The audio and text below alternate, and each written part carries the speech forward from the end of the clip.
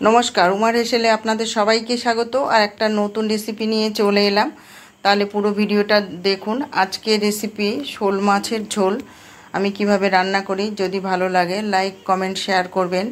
যারা আমার Facebook page থেকে দেখেন তারা আমার পেজটিকে ফলো করে নেবেন, যারা আমার ইউটিউব চ্যানেল থেকে দেখেন তারা আমার চ্যানেলটিকে সাবস্ক্রাইব করে নেবেন।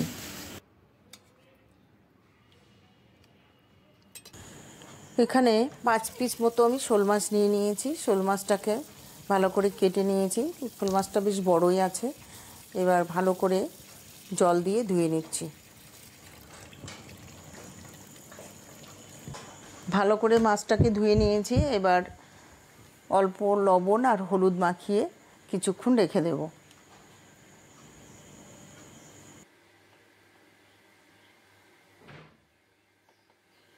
মাছটা রান্না করার জন্য একটা মশলা তৈরি করব। তার জন্য এখানে আমি কিছুটা গোটা জিরে নিলাম। মাছের পরিমাণ অনুযায়ী যে মশলা ব্যবহার করতে হবে। এখানে আমার 5 পিস মাছ আছে, সেই অনুযায়ী আমি এখানে জিরে নিলাম। আর কিছুটা শুকনো লঙ্কা নিলাম। আপনারা চাইলে কাঁচা লঙ্কাও ব্যবহার করতে পারেন। কড়াতে তেল দিয়ে দিয়েছি। সর্ষের তেলটা ভালো করে গরম করে এবার মাছের পিসগুলো লাল লাল করে ভেজে নেব।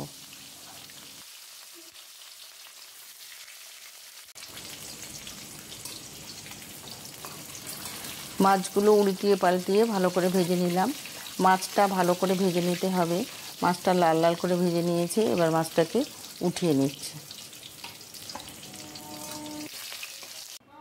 মাছ ভেজে তুলে নিয়েছি। এর মধ্যে আমি একটা আলু 4 ফালি করে দিয়ে ভালো করে উল্টিয়ে পাল্টিয়ে ভেজে নেব। আলুটাকেও লাল লাল করে ভেজে তুলে নিয়েছি। এবার গোটা মশলা আমি ফোড়ন দিচ্ছি। এখানে 1 চামচ মতো জিরে আর গোটা গরম মশলা, তেজপাতা, 2টো শুকনো লঙ্কা। একটু ভাজা ভাজা গন্ধ বেরোলে এর মধ্যে আমি কোচানো পেঁয়াজ দিয়ে দেব। এই মাছের স্কিন তুলে অনেকে ছোট ছোট পিস করে মাংসের মতো রান্না করে। আমাদের এখানে এরকমভাবে কাটার কোনো ব্যবস্থা নেই।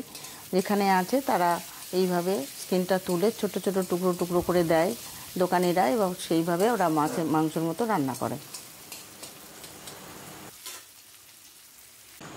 পেঁয়াজটা একটু ভাজা ভাজা হলেই এর মধ্যে একটা কেটে রাখা টমেটো দিয়ে দিলাম। টমেটোটাকেও একটু ভালো করে নেড়েচেড়ে ভেজে নেব।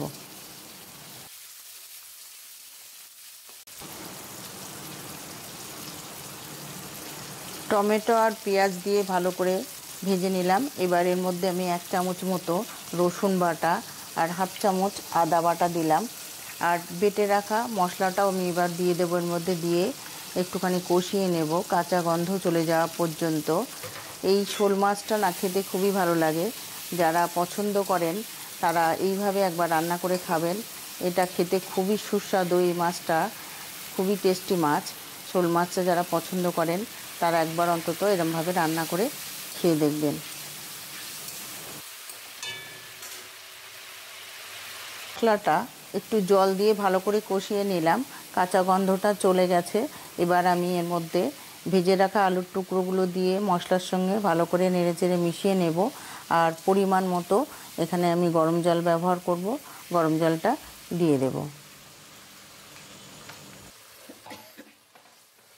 এখানে জল দিয়ে আমি কিছুক্ষণ ফুটিয়ে নিলাম। ফুটে উঠেছে ঝোলটা। এবার ভেজে রাখা মাছগুলো দিয়ে দেব। মাছগুলো দিয়ে আলু আর মাছ সেদ্ধ হওয়া পর্যন্ত আরও কিছুক্ষণ রান্না করব।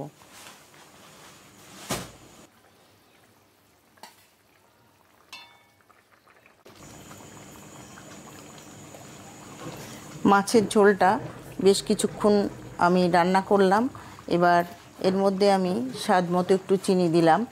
এই সব মাছের ঝোলে একটু চিনি দিলে তার স্বাদটা ভালো হয়। আর এখানে দিলাম আমি একটু গরম মশলা আর দেব সামান্য ঘি। গরম মশলা দিয়ে শোল মাছ রান্না করলে খেতে অপূর্ব লাগে, মাংসকেও হার মানায়। তো এইভাবে একবার রান্না করে খেয়ে দেখতে পারেন।